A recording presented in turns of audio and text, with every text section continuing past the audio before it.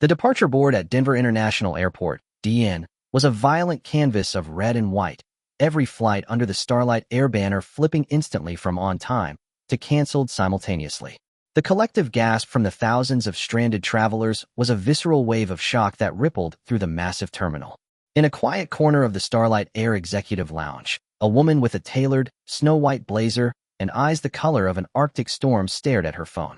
Eleanor Ellie Vance, CEO of Starlight Air, America's fourth-largest carrier, listened to the frantic voice of her chief operating officer.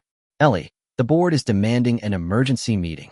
You can't legally ground the entire fleet, especially not during the holiday travel rush. It's a violation of every FAA protocol we have, and the financial exposure will bankrupt us in a week. What in God's name happened?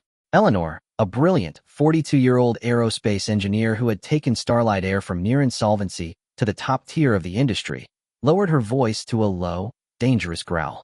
They denied my son's boarding, Sam. They humiliated my children. Tell the board to watch the news. Tell them Operation Aurora is fully engaged. And tell them to watch me. She ended the call without waiting for a reply and looked down at her twin sons, Ethan and Emmett, who stood rigid with a mixture of confusion and suppressed fury. Eleanor Vance did not set out to be an airline CEO. She was a woman from old New England money, a world often criticized for its insularity, but she was a disruptor, not a socialite.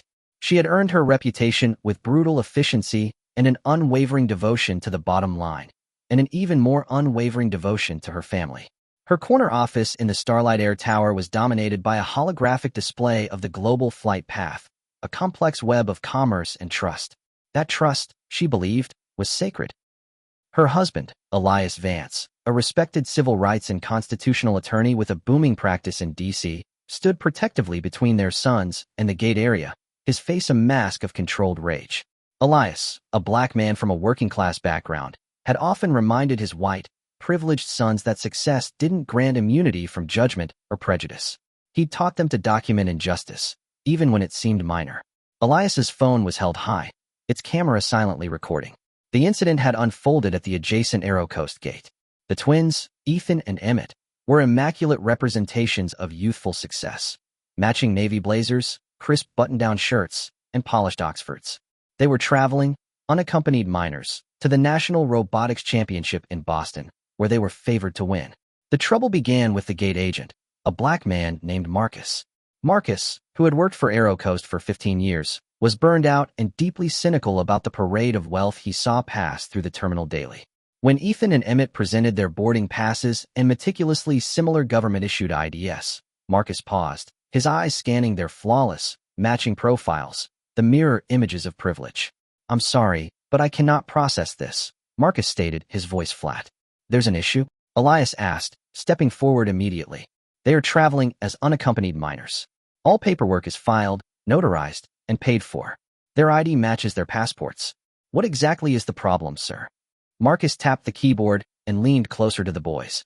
"The problem, Mr. Vance, is that your sons are identical twins, and these two ID photos are too similar. They are visually indistinguishable.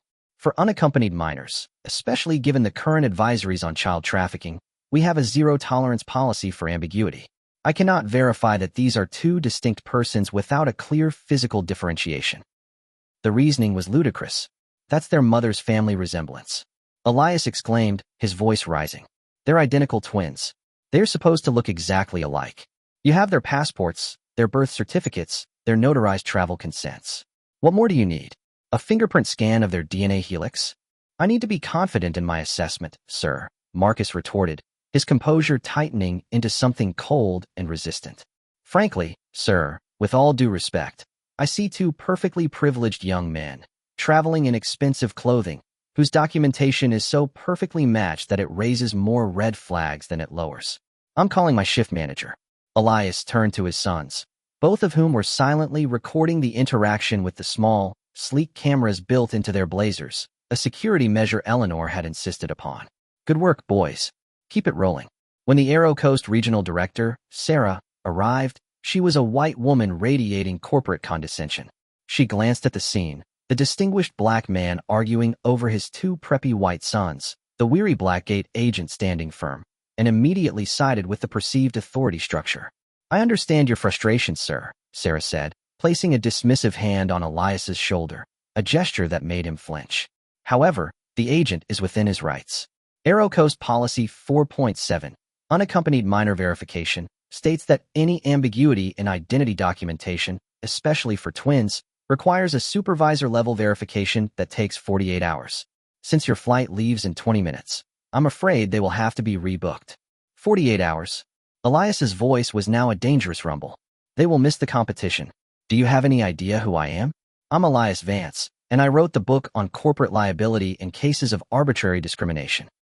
You are actively, deliberately, preventing 2 children from achieving a lifetime goal based on a spurious, subjective assessment that is, quite frankly, thinly veiled classism wrapped in a phony security blanket. Sarah's eyes narrowed.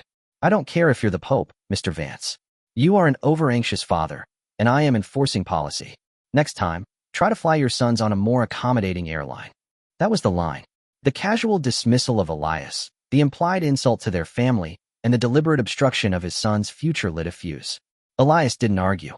He pulled his phone from the recording position, turned the screen toward Sarah, and brought up a picture of him and his wife, Eleanor, standing in front of the Starlight Air Tower. I am Elias Vance, the civil rights attorney.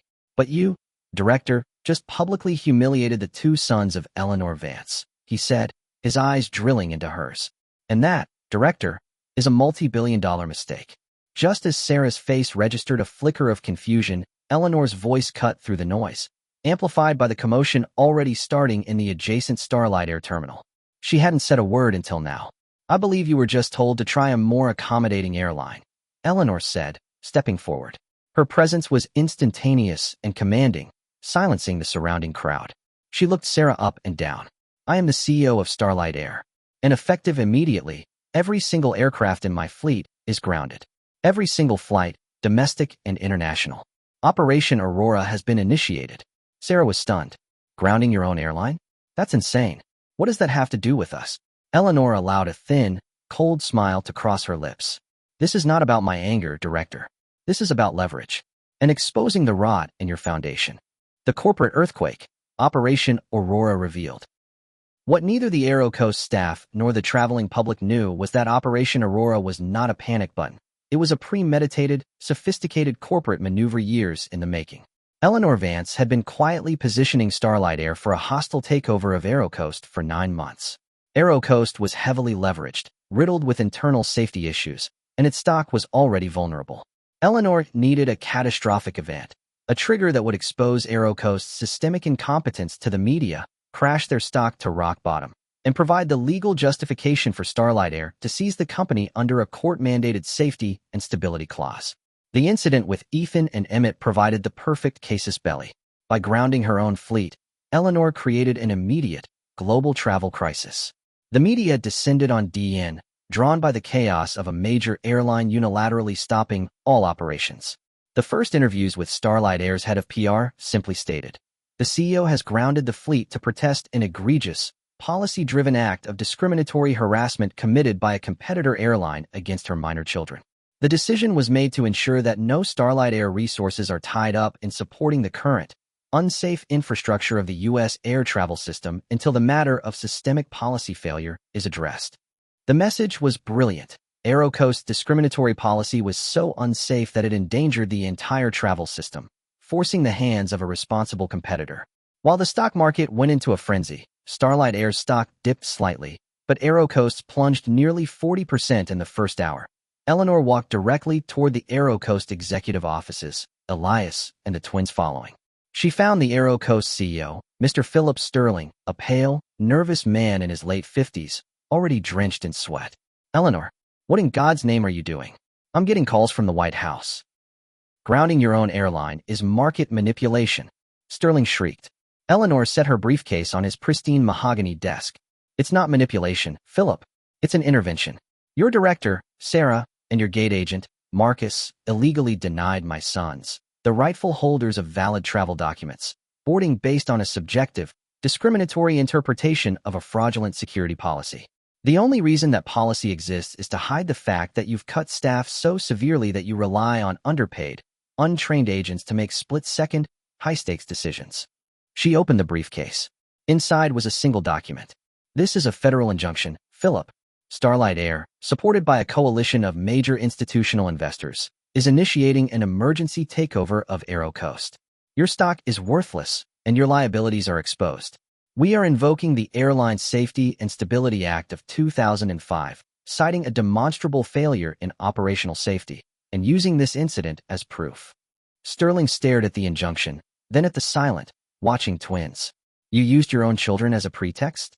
You risked your entire company over this. I didn't risk anything, Eleanor said, her voice icy. I used the rot you created. You allowed a culture of arbitrary power and fear to flourish. When my sons were targeted, you provided the perfect, unassailable evidence of systemic failure, all captured on high-definition video by my husband and my sons. You underestimated the mother. You underestimated the attorney. And most importantly, you underestimated the power of injustice to justify decisive action. The final, stunning twist. The legal teams wrestled through the night, but the facts were insurmountable.